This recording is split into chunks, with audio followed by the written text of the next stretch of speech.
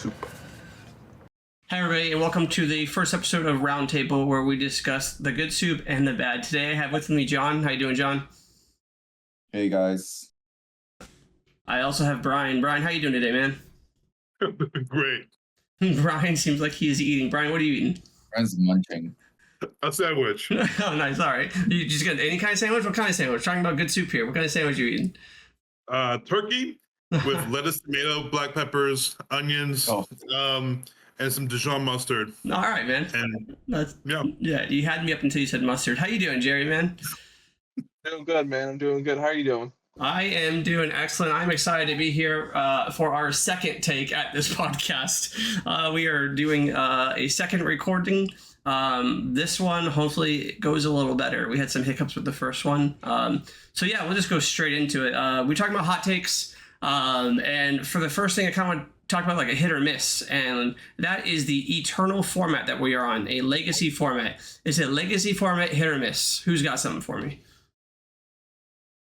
I would love to see a variation in Materia Cups, or even if it's LQs, Materia Cups, some kind of official OP where we're utilizing some kind of L3, L6. I think that's vastly underrepresented for formats that were honestly, I thought, pretty cool before pre-COVID, and then just COVID happened, and then once everybody got back, it was just kind of getting everybody excited. So I think maybe now's the time to do it. You guys had an L3 or an L6 tournament that was supposed to happen, right? That's what the cloud mat was? Yep. And then also I think that the one of the few mats that are floating around there for the 2020 winter or something, I think you have one of those maps. That was supposed to be. Yeah, that's the cloud map. I have it somewhere. Yeah. Oh, yeah. I got it from Anthony. Yeah, I think that I agree. I think that either L3 or L6 could be a thing. I think that draft could be a thing. It was a thing. I've played draft at a Crystal Cup before. I wouldn't say that I love it, but like I'm okay with a different format. But I had someone in the shop the other day, and he was really interested in getting into Final Fantasy. And I think that, if I'm being honest, I think that he has a little bit of money. So it's not so hard for him, but I can imagine that anyone else that's trying to get into Final Fantasy, and like you're like, oh great, here's the format. It's your 24 sets in. Good luck. Like here's a link to Materia Hunter or FFTCG. Build it, and good luck finding all the pieces for it. I mean, how do you feel about that? So I think we've mentioned this before. There's a lot of like parallelism between Final Fantasy and MTG, and like how the game has developed. I think as developers, the team could learn from the mistakes of MTG, and also like operate from the successes. And I think the one good thing that they have is multiple formats, and then multiple formats in competitive. So I think we should definitely keep the thing going with like the eternal format. It's something that's very attractive to me for Final Fantasy, but it is somewhat restrictive to new players. But I also think that's what they're doing with like the new legacy set. It's making it more available for newer players. Not a big fan about that decision, but it's because I've been playing from like the beginning, and I do like eternal formats. But I do think like a standard, as it's called in MTG, but it would be like our L3, and in our case would be definitely something refreshing for the newer players coming in, and something. Hold on, I gotta ask you something though, because you said that you're a big fan of the eternal format, but then you said you're not a big fan of the legacy collection, which gives people access to those cards, therefore more people can play that. So I don't understand that logic. So it doesn't necessarily have to do with the same topic. The reason why I'm not a fan of the legacy format, I'm actually not a fan of the legacy format because of the secondary market, which I'm a big part of in that sense. Like I'm a very big collector, and I do all my things through the secondary market. And I think that I think the legacy set that's coming out has some design issues, particularly repeating cards that have already been reprinted, particularly in like full art. So it's like reprinting full arts, and that diminishes a lot like the value of those cards. And for someone that likes, I mean, the game has always been really, really accessible through the secondary market for like non-foil cards. So I don't think mostly, it's ever yeah, mostly. Like, mostly. Opus 3, Opus 4, like Marias were hard to come by, stuff like that. But for the most part, I do agree with you. But if you're thinking about, for example, getting into competitive now, what composes the most competitive decks are not cards from Opus 1, Opus 2, and Opus 3. So rarely you would see like a problem or something like really, really cost restrictive for like newer players. And I think it hurts way more established players and established collectors than helping new players, because we're not also expecting like a huge wave of new players by this time. Like that would, for me, would require like a huge amount of effort in the marketing department from the developers. So I guess I'd have to look at a few things. So, well, one, you talked about parallels between MTG and Final Fantasy and drawing from their successes and their failures. When you talk about multiple formats, while I do agree that there should be multiple formats for competitive season, I do have to point out that almost nobody, I'm one of the very few people I even know that like Legacy in Magic. Like, not a lot of people like Legacy. It's not a well-played format, and Standard is almost certainly dead. And so if you compare that to formats like we would have, that would be like L3 is dead and Legacy is dead. So we're looking at L6, L12, L8, something like that. And I'm not saying you're wrong. I'm just saying that, like, if we compare, those formats aren't doing well in Magic. So why should we emulate that? For me, I do agree with you that we should do different formats. I just don't think that you can really draw from Magic that much. One, it's like number one. I think it's number one format is Commander, if I'm not mistaken. We don't really have a Commander. We have some people who started it, and I do think that it's really dangerous for like WotC to be involved with Commander. I know that's a whole nother subject because they are getting involved with Commander right now. But like, you don't want Square Enix or / Hobby Japan really worried about the secondary market so much, because as soon as they acknowledge the secondary market, like, they have to make things become like the reserve list, which was obviously a huge mistake in Magic. And then things aren't accessible, right? So while I agree that, like, people who have foil Leos, like myself, I have a foil collection of everything. Well, let's use me as an example. And on the back row back there is a foil collection of every single card in Final Fantasy. Every single card, I'm not missing a single card. And I am super excited about Legacy. Not just because I get foils of cards that were like new foils and new full arts of cards I didn't have before, but because it provides access to people. And like, that's what I really care about. And while I do think that we can't ignore the fact that collectors have a huge part in keeping a game alive. If there's no collector base, I don't think there's ever going to be a player base can't keep a game alive. So I get what you're saying, but I do think that the game being a Legacy format means that, like, it's so much harder for newer players to get in, and games that are strictly like collectors based don't do well. So like, I think if I had to name some examples, I think like MetaZoo's an example, like a game that's like was based around collectors. I think there's a few games currently that are moving that direction. I think someone told me, well, I don't want to say the wrong one, but it was like Universes was like one of those games that's like more for collectors now than it is for actual players. Not that it's unplayable, but and that, I think that's going to kill a game. So I'm a fan of the Legacy reprint. So then I'm going to go ahead and throw a bit of an interesting twist on this then. We were talking about formats are more so a rotation, right? And then we talk about the Legacy collection coming out.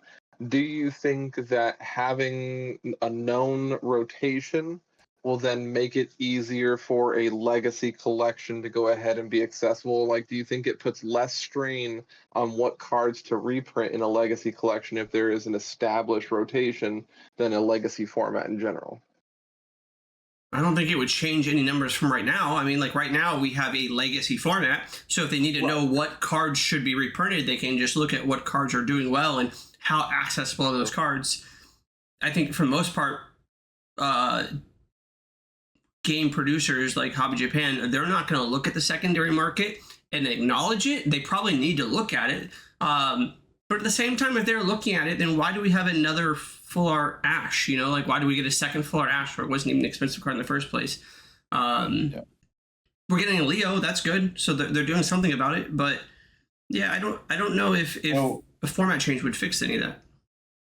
What I was saying about the Legacy reprint, particularly the Legacy set, I'm not against a Legacy set. I'm just saying that the design decisions that were made for this set in particular, I think some of the most valuable and rare cards are a mistake because they are already implementing Legacy cards in normal sets. So there are cards that that they recognize this is being played. This is not as accessible. This is kind of restrictive in price. Let's reprint it in the next set. And they already did that, and then they're reprinting it in this one. So those there's tiny caveats for certain cards that I wouldn't add, but I'm not saying completely dismiss a Legacy set. So I do think it's a good idea. I'm just saying I don't like the direction they took it this time. Current list is. Yeah. Yeah, I do. Yeah. I imagine that the FFTCG team is decently small. I think we've probably met most of them, for example. Yeah. My brain was thinking, well, if one team is working on a set like the Legacy Collection and another team is working on monthly promos, and I could see how those two don't interject well, but I doubt that's the case. I'm sure that they're all working on it all together, so I don't really have a reason why that they chose some of the reprints they did. Maybe that they're thinking about the anniversary collection coming up for the following year, that maybe there's some consideration in that too. Yeah, no, well, I don't think that would solve that. I don't think that would answer any questions about give me an example. Is Amaterasu in this set, or what's the card that you're talking about, John? Give me an example of one. Oh, for the Legacy one, I gotta check the list. But for example, I think there's a Chaos there, the Chark one, the 11 CP one. Yeah, okay. Is that being reprinted? I know there was a Legacy card that I was like, what is this? Why is this here? I just bought a Beatrix full art and then I saw it there and I'm like, but at the same time, that's good because that's a really, really hard card, to find. But then, do you have the list there, Brian? I'm trying to pull it up right now. I would argue. Yeah. I would argue that Beatrix is a bad example actually, because the card itself is just a rare, right? So it's very easy to find if you want to play Beatrix. And I don't think that Hobby Japan owes us any amount of full arts or high value cards to be able to put into our everyday decks. I'm not saying that I myself I'm a full art fiend, so I get it. But I don't think that Hobby Japan owes us an easy way to access those. So for me, I would actually think Beatrix is a miss, because it's not like we need it for casual players, right? So if there was a card like the 9CP Leviathan was in a one of those anniversary boxes too, but maybe Amaterasu is a good example actually, because Amaterasu's, they've been reprinted multiple times and they're still decently hard to get though, right? You had to go to one of the events over the last 2 years ago, right? You had to go to one of those events, or you have to have you have to go to a locals that actually gets promos, which is pretty hard. Or you have to find Opus, some place that has Opus 12 in stock. All three of those things are unicorns to new players, right? Those three things for us, we probably Amaterasu is just laying around. I had a new player come in yesterday and he said, "Oh, I don't have any Amaterasus." I was like, "Here's a playset." It wasn't hard for me. I have over 100 here at the house, But for the average player, I feel like it's probably very unlikely that they just run into Amaterasus all the time. So for me, that's a good reason that the Legacy thing exists. But let's go back to the original question though, about just eternal formats. Would you guys if, let's say, I will go all the way into day 2 events, but let's say Crystal Cup was L6, and then the Crystal Cup in Omaha was L6, and the Crystal Cup in Kansas City was standard or was Legacy. Would you prioritize going to one or the other? Would it literally be based off how healthy is the L6 format versus how healthy is the legacy format. I mean, if you don't want to play against Chaos, you could I'd have to look, but you could probably go to the L6 event, and Chaos isn't going to be as good. It's still going to be a deck, maybe, but it's not going to be as good, right? Certainly if you wanted to play L3, like, you don't have to worry about Chaos. But I'm sorry. I still feel like, you know, having the option available is actually really healthy for the game to develop more players or players to stick around, because, you know, the idea to keep the players is the idea that I feel like that needs to be established, because, you know, it's easy to bring in new players. It's, the collection, I feel like it's a good idea because it lets new players get those cards that were hard to get, and then now, like, you know, once the players have the cards, okay, they go, okay, now what? Like, we're gonna go do these events, we're gonna go do have fun and be competitive, or are we gonna just build any decks, bad decks, good decks, whatever it is, and go to the L3, L6 format, right? Like, for me, I think I was saying this was that I think in the competitive season, I feel like there should be more of a sponsored from Square Enix of an L3, L6, or more of these additional events, because if there's more options for it, I understand that maybe it'll hurt some people's pockets to go to multiple events, but at least you'll get to choose, you know, oh, you know, I don't want to play into this community because there's so many people that's competitive. I just want to have fun. But the locals, you know, that we have nowadays is really just there as a group. There's usually people together, and so we want to make sure that we keep this game healthy for both of them. So I'm gonna give you an example of why you are right and an example of why you're wrong. And I think that they're both really important, actually.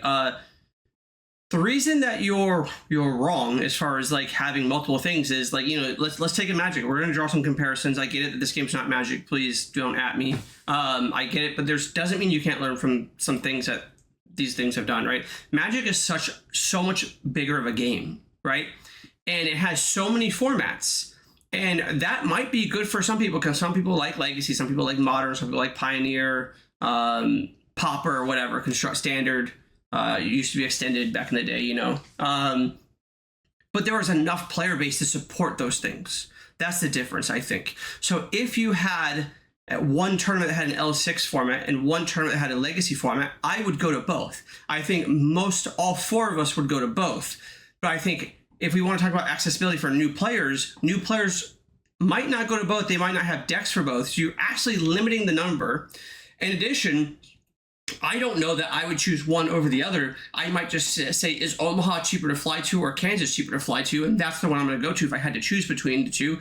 I don't think that I would choose based off format. That's me personally. I can't speak for anyone else.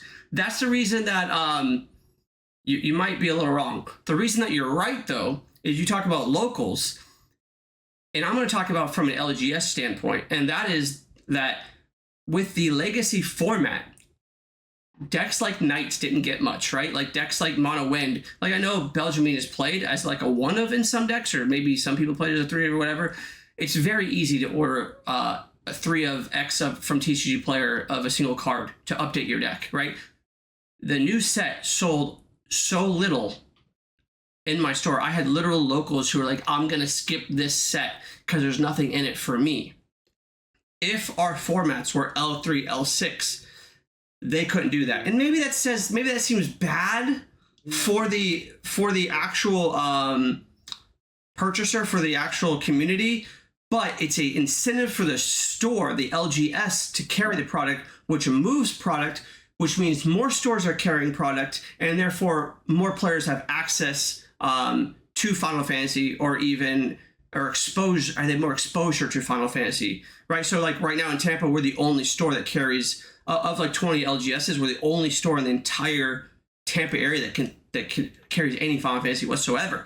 So people come in our store all the time and say, I didn't know this was a thing. The classic Final Fantasy has a trading card game. That wouldn't be a thing if more places were carrying it. And that only happens when people buy products. So when people skip a set because they deem it as a miss for their particular archetype or deck, it is bad for the LGS, and therefore it's bad for the game long term. And I think that L3, L6 to a lesser extent, but L3 solves that because I cannot make a competitive deck in an L3 format without Opus 24, period. Right, and when you shrink the pool of cards, you have, because the stock in those cards immediately go up, because even the cards that were half as good beforehand are now twice as good because you don't have as many options. Classic supply versus demand. You're exactly right. You are creating demand. Yeah, like, and it would be awesome.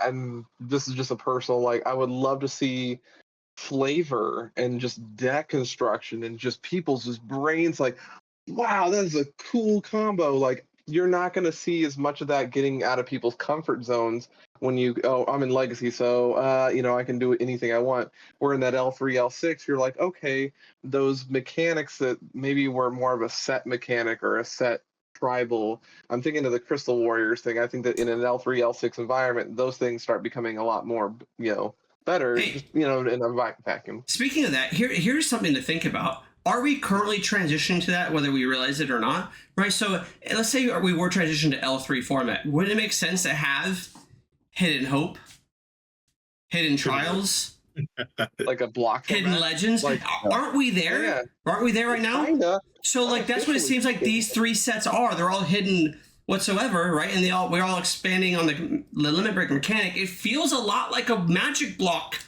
that we haven't really thought of. It feels like we're experimenting in a Magic block.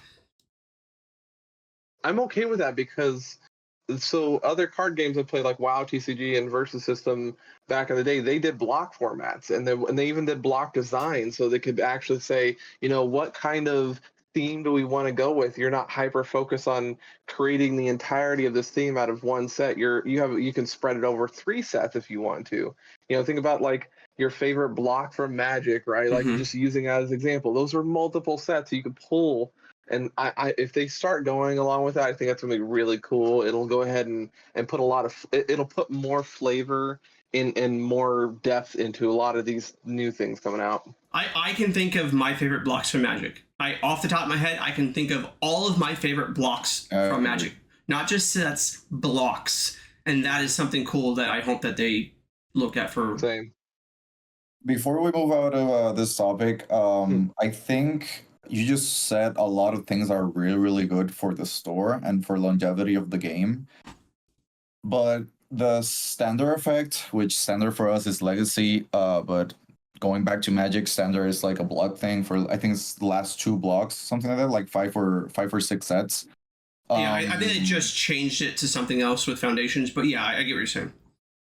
But something like that. So basically here in Puerto Rico, which is like we get things like 2-3 months down the line, I've had a lot of players say that they can't keep up with competitive because they don't have access to the set, and it like financially also they don't have access to the set because they can't keep up with like, every 2 or 3 months I have to buy like the whole collection. So that was a big problem with Magic, and with an Eternal format like Final Fantasy, it's actually more they have more room to play with because they have like their favorite decks or their old decks that can just update with 1 or 2 They don't rotate so quickly. So yeah, it's easier for them to actually keep the game alive. And here it's mostly competitive, and mostly casual, and the only like taste of competitive they get is when we get the local qualifier here. So that's why I think it's really important to keep like that event going on here. We only have like 1 store that's capable of doing that. But I guess it's a different perspective everywhere that you look at it, like every locals. But I get it. I really get it as a store owner, and like the economics of the game. They have to keep that machine going. And I think a limited format, which is actually the term that we should be using because we call standard or Legacy. So a limited format should be something that should definitely be used in the competitive scene to move the game forward. I agree with that. Yeah, I can see that. That being said, hot take, that being said, I think the Winter Cup should have invites for Nats. All right, let's delve into that because I think I'm fine with the Winter Cup having invites, and I think that it's no longer the Winter Cup. It's just the first Crystal Cup. Like that's what it changes to me, right? It's a team format. It's the first Crystal Cup. It's the first Crystal Cup with Material a Cup? semi-casual format or a limited format. So it's like the perfect laboratory to test this alternate formats. Because I think that's really like what brings casuals out of their caves and say like, oh, this is something cool because it's going to be a team effort. So we're not just going to be us alone participating against like the competitive players. We're going to be teaming up to play against other teams. And Look, I think we also like really enjoy that dynamic as a team. For sure. I mean, I know people that are really excited for that. For sure. I'm not, because I have to fly a lot. But like flying to somewhere that doesn't get me an invite, it's just like I need to, I also have some friends from New York that were not gonna fly down. Like even some clients, not clients, but like even some people that I've sold cards to keep their collection alive, right? Because they're in upstate New York. They don't have the locals that play, but they have a few friends, and I'm like, hey, we need the new cards, we need the new set. So even with them, I like, hey, are you guys coming down to the Winter Cup? Like, it's going to be a great event. You're finally ready. You got your cards, and they're like, doesn't give me an invite. It's not very competitive. And so I even have some people in that sense. But I want to also disagree with you is that this event, even without the invite, brings a lot of locals, a lot of people in, because look at my locals. We're about 11 confirmed right now to go and have fun and to just play whatever you want to play as a team, and see how far you can get. And besides the flip and rip it, but I know most of our teams are very looking forward to be competitive. I know, you have Torrey, Eric, me, Cindy, Mohammed, all these other great players, but Rest in peace, Mohammed. Rest in peace, Mohammed. But 10 other players are just ready to go about it, and they're like the prizing, right? Like I understand that you want the invite. I'm not. I had a mixed feeling about it. I'm about to ask, Brian. I've been listening to you, and I still don't know if you're for it or against it. If I had to ask you right now, yes or no, invites at the Winter Cup, yes or no for nationals? Right now. I feel like it should be a chance. I'm going to say no. I'm going to say no. You have a chance at an invite? What do you just you win it? You get to roll the dice.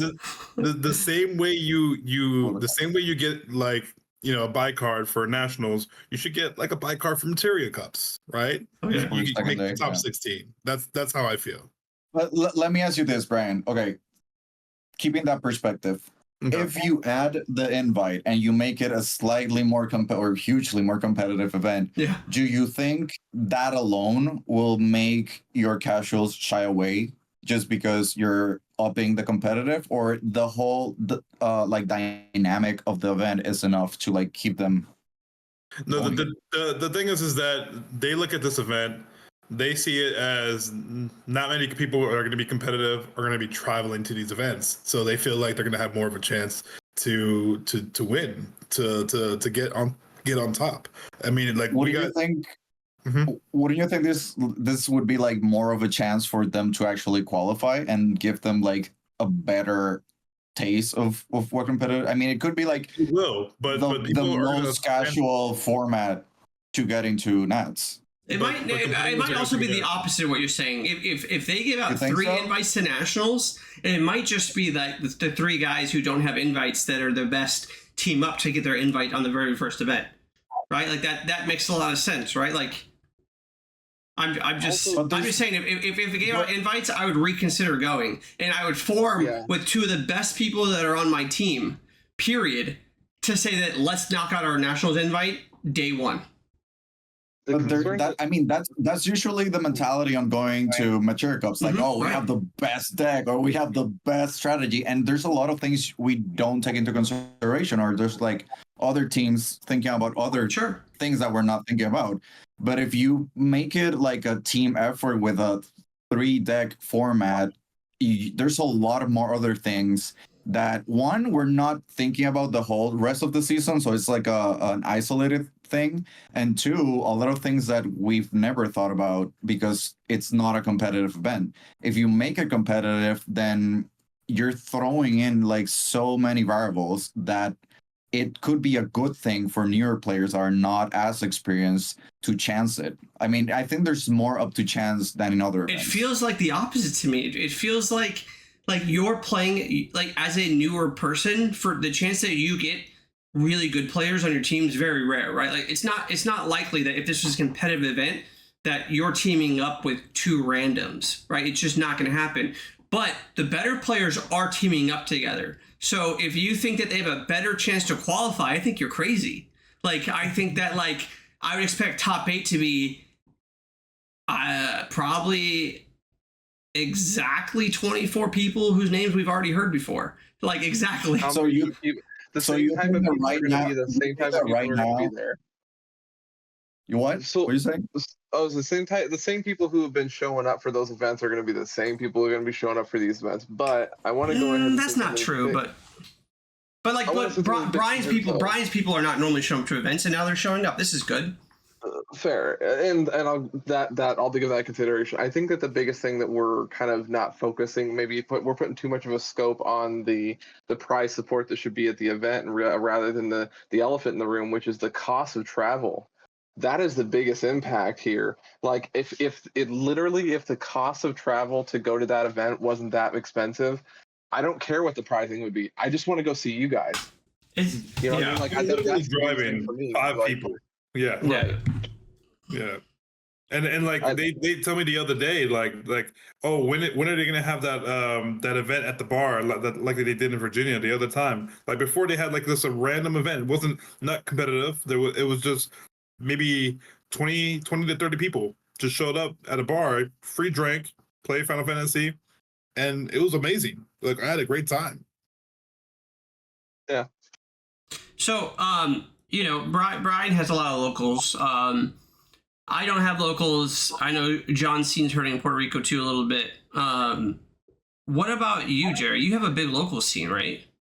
You know, I'd say biggest relative in this game, but our locals, it typically averages about 8 to 10 average, and then we can peak around 12 if we're getting lucky. Are they going to the Winter Cups? No. The only consideration of potentially anybody going is maybe me or like Chris McKinney. So you're more competitive players anyway. Exactly. Like we've already even talked to some of like locals who. Well, the locals, when we go to when you have the KC events or the Chicago events, or even on the rarity the Texas events, those are the ones that they tend to find themselves going, because then they can drive to those ones. Their finances sometimes, I mean, just in life overall. Yeah, so go to them. So you're making me so split too, man, because like you're kind of reiterating what I think, which is that like John might be right that if we increase the reason to go to these things through invites or whatever, more people are like, certainly I would be going almost certainly if they give me a chance to qualify for nationals, since I'm not qualified this year. And in addition, I have to add that like my locals, I say locals very loosely because we don't fire locals, but the guys from my community who do play, I think about like 5 to 10 of them are considering going to the Winter Cup, and they won't even usually go to locals, and they're probably not going to any Crystal Cups outside of one that we may or may not have in Orlando. Who knows what's going on with that store? So I have no idea. Part of me says that like, yeah, these guys are going to these Winter Cups because they find it fun and exciting. But I think that if there was an invite added on, they would still go for that 3v3 environment.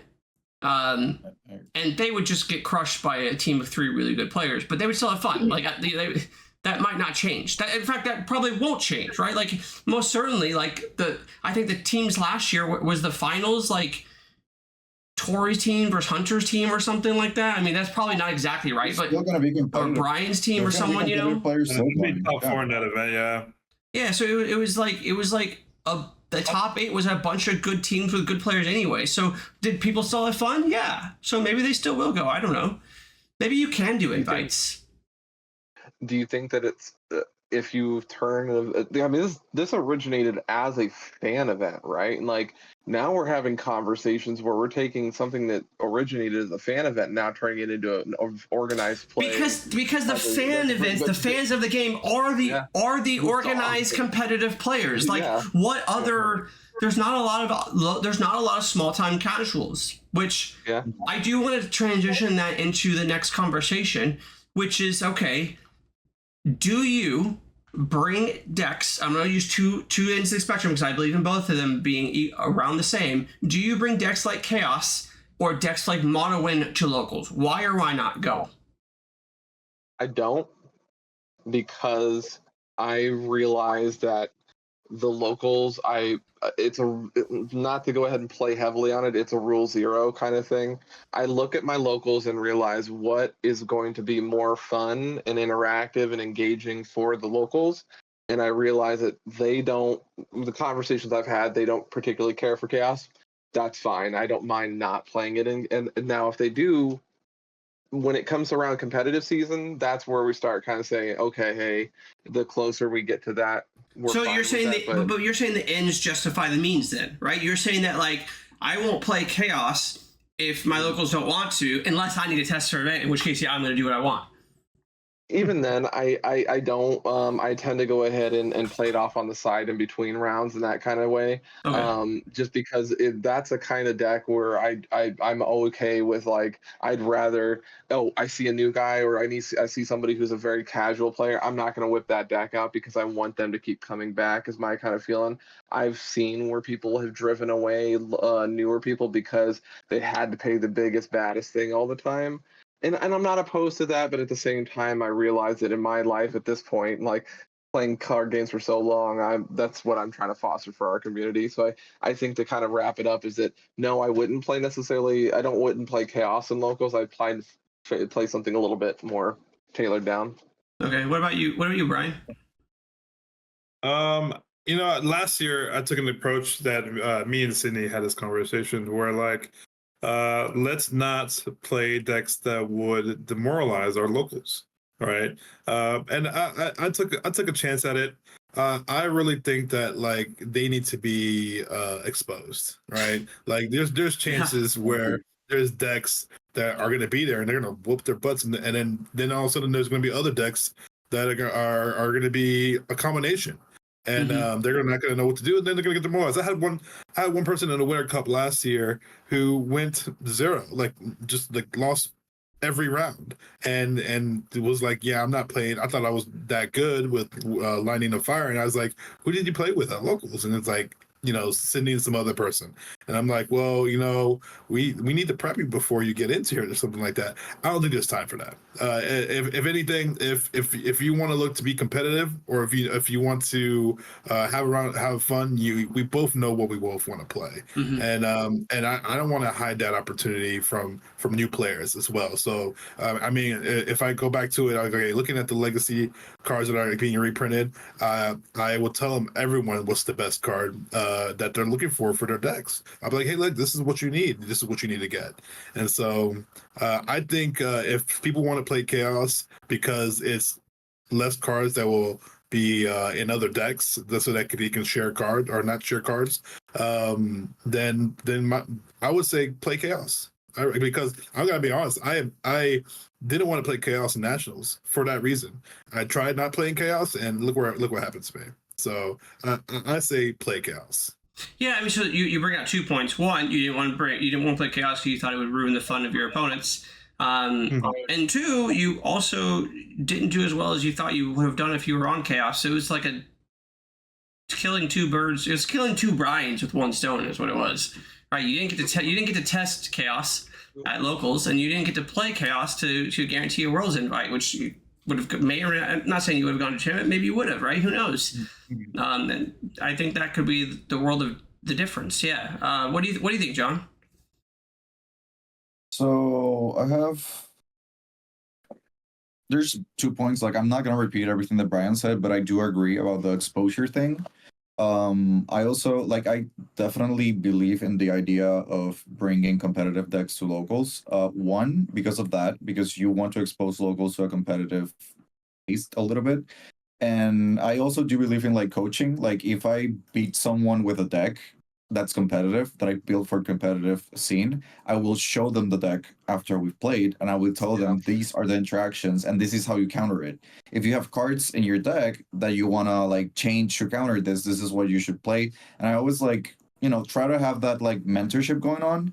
But also, I don't know if you remember when we played local qualifiers in Puerto Rico. When you are planning to fly out for competitive season to local qualifiers, you're going to be playing on their playing field, on their rules, and like on the decks that they've been playing. And that was a thing when I was in Puerto Rico. I brought knights to a lot of local qualifiers, and most in the States were already used to playing against it. But some of them I went undefeated, and then until I got to top. But then I played in Puerto Rico, and the deck that was meant to counter, which was like a certain version of Lightning Ace, there were like 5 or 6 copies of that in the room, and that's the one that ended up winning the event. And it was Torrey. I was there. I don't remember who else was playing, but you should, if you're planning to play in your local qualifiers, that's the people that you should know you're able to beat with your deck. So if they have access to any of the websites that show like Material Hunter, FFTCG, so they're gonna know what's being played. They're gonna know what players deem competitive. So they're gonna definitely test against it, even though if they don't like the deck. So they are definitely gonna be playing that. So if you want to do well in a local qualifier, it's not just. I think a lot of people like dismiss. Oh, these are locals. They don't fly out. Like we're the best players in the room, and that can get to your head. And you will make mistakes as a player. You should always enter the room humble and respect your opponent. And I think a part of that is playing the best deck that you can play. And if they lose and they learn a lesson through it and they do become better players, especially if you're a good sport and you like help them through the process. Yeah, that's what I think. Yeah, I have to agree. I think that there's a lot of people in the community, in the Tampa community, that like tend to not think the format's in a healthy place. They think that like chaos is not fun to play against and all this type of stuff. The reality of the situation is that like there's not a single deck in the format right now, in my opinion, that needs a ban for the health of the format. I think that you need to come prepared. Like I like that the game's in a place where you don't get to do whatever you want and not and just not play anything. Like some of the summons, for example, in Torrey's winning lists, right, are not good necessarily for his deck, but he has to have some number of EX, he has to have some number of summons to interact with decks like Chaos or decks like Knights, right? Like you don't get to do whatever you want and just hope that the other opponent doesn't like do whatever they want, right? It's not like I don't want to use an example of like almost like Lorcana, it feels like to me, where like the idea is that like I just get to turn my guy sideways and there's nothing really you can do about it in some matchups. I'm not saying that's universally the case, but in some matchups that seems to be the case. And Final Fantasy, the current format, you need to come prepared with some number of Amateratsus, Mist Dragons, Cuchulains, Levy Leviathans, and some number of EX Bursts or 2CP Blake Porums that you have to come prepared or suffer the consequences. You don't get to just jam your deck with whatever you want. Likewise, you can't just jam your deck with answers because you need to present a threat. Otherwise, your opponent's going to eventually push through and win. So you also have to present a threat while also having answers for threats. I think that's relatively healthy. Do I like the current state of the game? Not necessarily, but I don't think anything is like ban worthy. I think we talked about before. Like I would love a lot of restrictions. I think like 4 CP wall could be restricted, chaos could be restricted, Refia could be restricted, realm could be restricted. Probably even like some of the limit breaks, Titus should be restricted, Lunafreya should be restricted. I mean, I'm probably going off on a tangent where like maybe not all of those cards can be restricted, but I can make an argument for every single one of them, right? And I can make an argument for unbanning cards like Jesper, Riku, all those if we restrict them, and so we don't make them so they're not as resilient and reliable. So that comes down to a core, like them from a company standpoint, like core changing how they go about bans restrictions, because my understanding ever since I got in the game back in like Opus 9 was that they wanted to reduce the amount of bans and restrictions so that it made it easier for people who were ironically newer coming into the store to sit down and play a game. But it on the flip side, now we're at a point in the game where we have so many sets where like a restriction or two beyond Sophie is really needed at this point. I think Sophie was a great, I think it was a diving board to figure out, okay, is this going to work? And I think Sophie was a great example of if you restrict something, it's not going to have that big of an impact, like as negatively impacting as well. They banned Doga at the same time. First off, and they didn't restrict Sophie because they thought it was fine to play as a one. They restricted it because it was a brand new legend from the set, right? And it does look pretty bad if you restrict your brand new legend. So I disagree with you on literal purpose, not necessarily on the merit of what you're saying. Right. But yeah, I think that restrictions are fine. As somebody who's my favorite deck in the past has been that Wool's, like I'm okay with Wool and Refia being restricted. I'm okay with that. That's how I am with it. Yeah, I do want to talk about Nat's format and pricing versus World's format and pricing, and how we thought hit or misses. So let's start with Nat's format and pricing. Who wants to take that away first? We should change back. Well, first of all, like to the old format. So I think Nats should be played like a 2-deck format every round, not like 1 deck, 1 round. Best of 3 formats. Yeah, exactly. 70 minutes or 90 minutes? 70. 70? I mean, do we really need that extra time to like take a different deck and shuffle that deck? Like, I don't understand why they think that the difference is 20 minutes. Like, why does it take me 20 minutes to shuffle decks?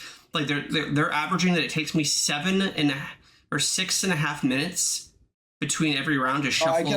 I can agree. A best of 3, 70 minutes. I think that's fine. I think they could just make it 75. They don't have to. There's nothing that says they have to stay this way, right? Like they could just make it 75 minutes. So you think they should go back? I mean, here's what I think. I don't care what the format is. Don't tell me 30 days before the tournament what the new format is. And don't let me show up. Don't let me show up on the day and hear that you changed the sudden death rules. Yeah, that's right. Oh my god, Jesus Christ! I forgot about that.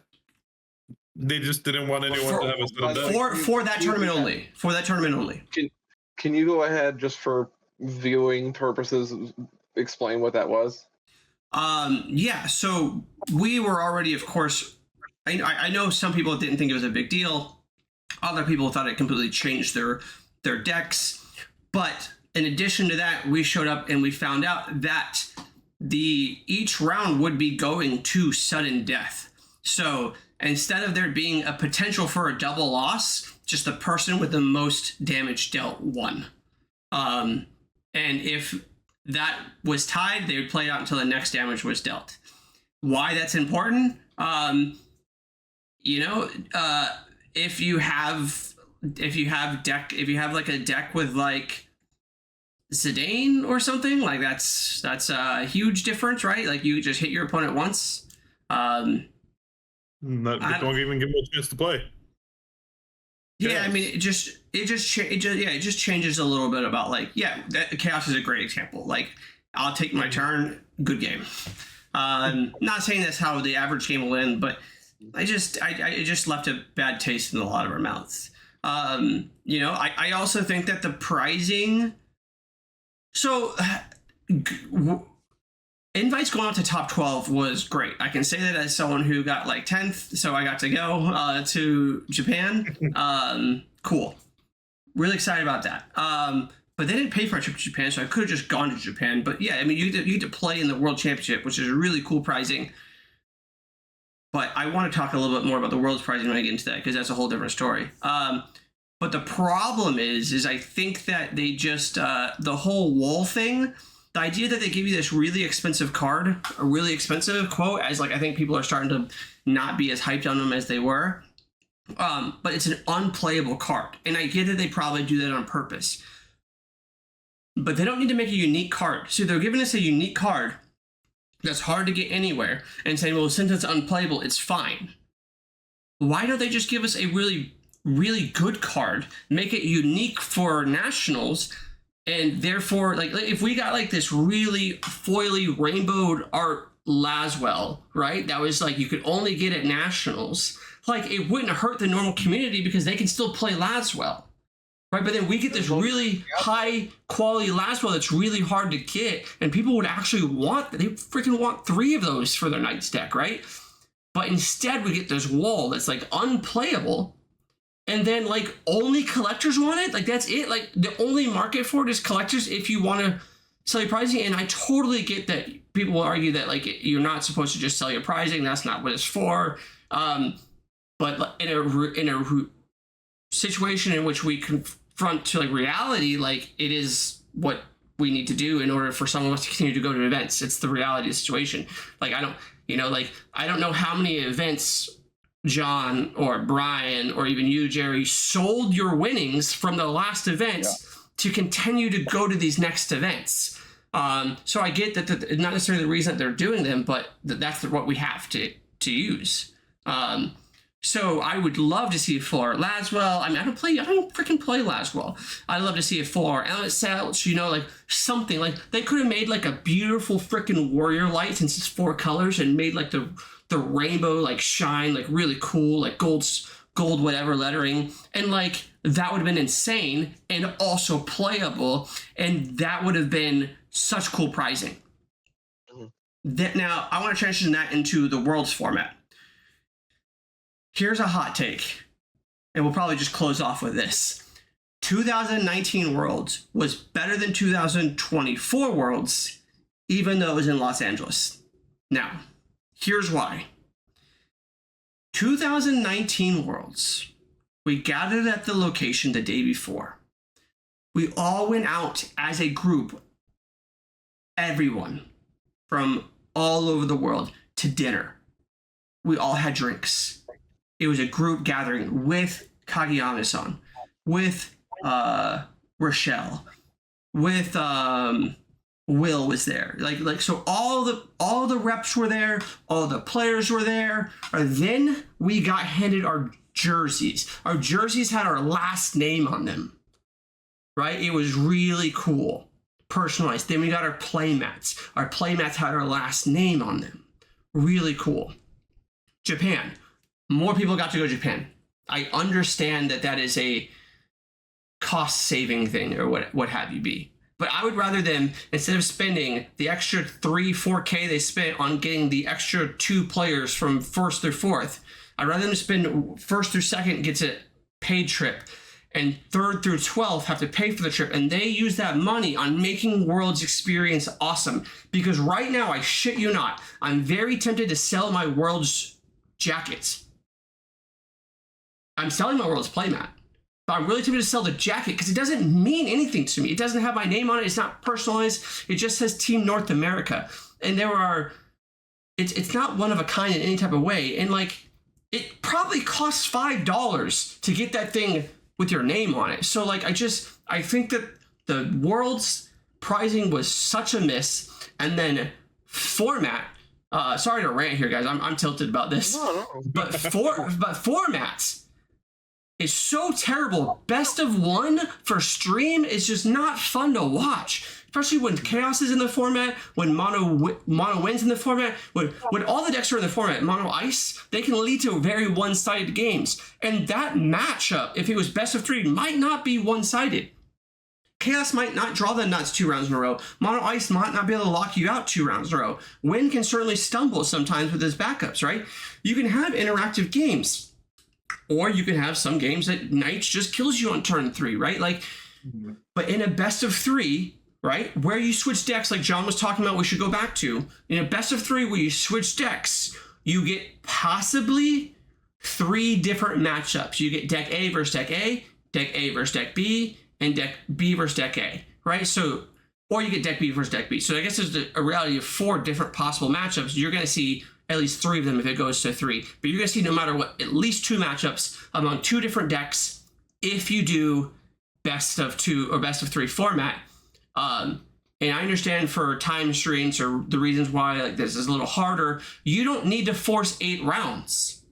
Stop forcing 8 rounds with only 52 players. It doesn't even make sense mathematically. Just stop doing that.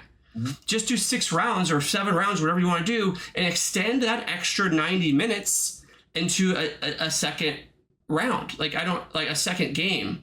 Like I don't understand why we don't want the game to be really fun, and instead like you tune into the world stream and you're on a 30-minute break every time you tune in, which is what happened in 2023. Yeah. And I don't think it was as bad this year, but I've heard it was bad. Yeah, it was kind of weird to go ahead and be like, cool, this game went the distance in terms of time, right? Like I'd see like the wolves and the of matches and some of those ones go for a decent time, and then you'd be like, oh, well, the match is already over. 5 minutes. Okay, we'll see you in 20 minutes. See you in 20 minutes was probably the most normal thing of that whole stream. Day 2 was definitely better than day 1. I know for day 1 we hold a watch party with my local. Look, I'm sorry. Did you say day 2 was better when they have best of 3? Yes. Yeah. Yes. Exactly. Imagine. because literally day 1 we were all just drinking, eating, and playing Final Fantasy, and just taking a look at the TV for like 5 minutes, and then just go back into doing what we were doing. I agree with that hot take. I gotta be honest. Like, I feel like the Worlds was worse than Nats. I didn't mind Nats. Nats ended up being fine with me when I went, but because you were there, not watching it. And to be fair, my take is just on getting the game to be more popular and getting new players to watch it during Worlds, having it on the TV. Like, I own a game store. There's no incentive for me to put the Worlds stream on TV, even though I'm at Worlds, because it's not entertaining for the people in my store. It's mostly just, we'll be right back. Yeah.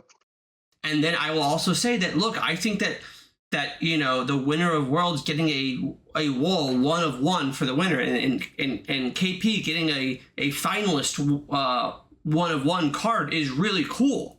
But what if that was just a 4-color wall instead? Or what if it was Refia? Or what if it was Laswell, right? Okay. What if it was a really cool card instead of this unplayable card? I don't understand, because, John talked about learning from MTG. All these other games, like Lorcana, the reason Lorcana is so hot right now, despite hot take, probably format being absolutely terrible right now if you play Lorcana. It's been the same format for a while now, but same format. They give out actual promos to good cards for winning. You get good cards. Yeah. And those cards don't usually get played with because they're so valuable. And I think a part of that value is Disney. A part of it is the Mickey Mouse hype club, right? I get that. But a large part of it is that those cards are actually playable. That's a big difference. Yeah, I think that interestingly enough, I think that if we got more essentially value in some of those promos that came out, I think we'd see bigger people coming out, or be more people playing the game in some regards. It'd be like, dang, you mean I can go to an event and get like a $700 card? That's why Flesh and Blood and some of those other games are just popping off. It's yes. Like, you go to a Flesh and Blood tournament, you walk away even just getting top cuts, like, oh yeah, I got like $500 worth of promos. Dude, I think I top eighted a Flesh and Blood tournament and got like over $1,000 worth of cards that I sold. And it was my first tournament. It was easy. Insane. That goes back to the idea of like the developers looking at the secondary market, because right now, so the idea of making a card just a trophy, like making it unplayable, just collectible, it's kind of like we don't want it to affect the secondary market. We want it to be something, like I don't know if that's like their idea of like why they're doing it. A full art 4-color wall, like 1 of 1, does not affect the secondary market. It does not. If they print 56 of those, it does not affect the secondary market whatsoever. I think the fact that they give the players, or at least the finalists, a chance to get an organized play card with their name on it is a great choice. Like, I mean, a lot of people talk about that. Like, oh, what would you get? You know, when you choose a card, for sure, right? Yeah. And you can definitely choose whatever you want. Well, most of the things, whatever you want, but that would also affect the secondary market, and that would also like be more available. But it doesn't affect the secondary market because of two things. One, you're not allowed to choose a legend. Mm-hmm. Second, the other big hot take that everyone likes to collect is a mono art. You're not allowed to choose a mono art, right? And then the other thing is you don't want extra promos existing of already promos. You're normally, for the most part, not allowed to choose promos that already exist, so they don't affect the secondary market. So that is a good thing to do. I love that they do that. I think that's wonderful. I think that's really cool. I don't understand why, when you win that, you don't get a gold version of that card or something, like, or Will did stuff like that all the time. You get like gold bordered versions. Sorry to bring up like an old card game, but like that was a perfect example of like you get these like awesome equipment or stuff that people would use, and then you go to these events like, oh, you can pull it in a booster pack, right? The normal version, and then you get this awesome gold, just tricked out, top out, just crazy version, and those would sell. I agree with you there. I think that we should have stuff like that. Yeah, I mean, I do think there's something to be said about them wanting like the prizing to be, I don't want to say sacred, but almost like, yes, it's not meant to be sold, it's not meant to be this, but like I want to, like, here's the thing. I've sold my gold warrior, my wall. I'm selling my silver one now. I sold my one from Nats. The reality of the situation is if they had given me a playable one, I would not have sold it. It probably would have gone for more, but I would have played it. I would have played with that shit. Like, I don't care if it was worth $10,000, I would have put it in my deck. Just like I've riffle shuffled the shit out of full art Euphies before. Like, yeah, because I've had 3 gold Euphies in my deck before, and I shuffled that bitch because I'm just like, I love that card. Like, I want to play with those cards, right? Like, I'm just saying that, like, if there are ideas that, like, we don't want to affect the secondary market, you're not. There's no way your 56 gold warriors or gold warrior lights are, and I say warrior light is a bad example because both cards are called warrior of light.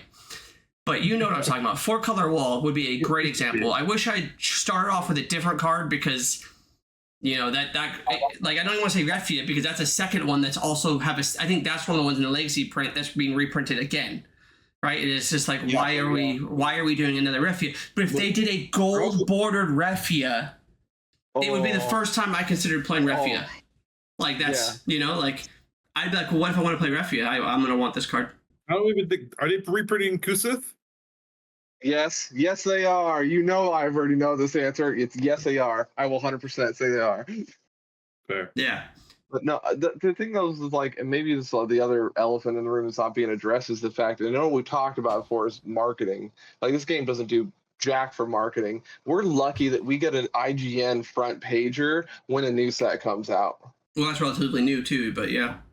Yeah, so now, like, I have to say, it probably sounds like we're dogging on it. I don't think any of us are like frustrated because we think that Square Enix or Hobby Japan are like not doing a good job. I think we're frustrated because we care and we want to see it. More people play this. We want to see a healthy market. And I do think that the reality situation is you have to hope that there's paid professionals making these decisions. And that they know what they're doing and they're making these decisions for good reasons, and that we have some sort of misunderstanding. But I would say that a lot of the other games have just better communication. So they're saying, here's what's going on. I mean, Magic the Gathering has like a weekly newsletter every single week. Here's what's up. Like, we used to have, I felt like, and maybe this is the community's fault. We used to have Shelly, who was rather accessible and, would answer stuff on Facebook, would answer stuff in private messages. And I think a lot of people took advantage of that and was quite honestly quite rude to her and would hit her up at all times of the evening for like things that were not important. And maybe that's why that we see less of that now. I don't know. Maybe that's the community's fault. But I will say that it did feel like the game, one of the selling points used to be how accessible it was to upper management to discuss things that we think would be better for the game. But yeah, is there anything else anyone wants to add? Do we have an idea on like what's the perspective of like the like upper management to like media like this? Nope. Like I assume that they like it because content creators get what do you call it? Previews. Yeah, the previews is the wrong word. Yep. Spoilers. So I assume that they like that we're creating content for the game. But no, I don't think we really know. I'm wondering. So I'm wondering if it's just from like free marketing perspective or if like they're taking notes on like what we think it's important that should be changed or like or maybe that we're not happy with. No, I mean, I don't know. Like, I doubt they give a shit what these four guys think. And I think that that's probably fine because like maybe we represent like a minority. Like, who knows? Like, you know, like we could get on here and say that like Refia needs to be banned and all four of us fucking agree and they're like, oh shit, Refia needs to be banned, and it's like, nah, that's not the case. These four people just fucking hate it, you know? Yeah, like I know that if I was not me and I was a different player in the community and I didn't care and then like, oh, they made a decision on the game because four people were upset about it. Yeah. I'm like, in other words, I'm like, no, thank you. In other words, I don't think they take anything. I doubt they've ever watched this. I doubt they ever will watch this. I doubt that. But if they do, comment below. I'd love to know. I'd love to know. On that note, yeah. If you agree, if you disagree. Yeah. So next week we will bring you a really exciting episode that we kind of modeled off the MTG Goldfish podcast, which is Shark Tank. So we are going to try to pitch us the cards that we think each other should be playing, and we'll see how that goes. But anyways, thank you, Brian, for joining us. Thank you, John. Thank you, Jerry. It's been wonderful. We'll catch you guys later. Goodbye.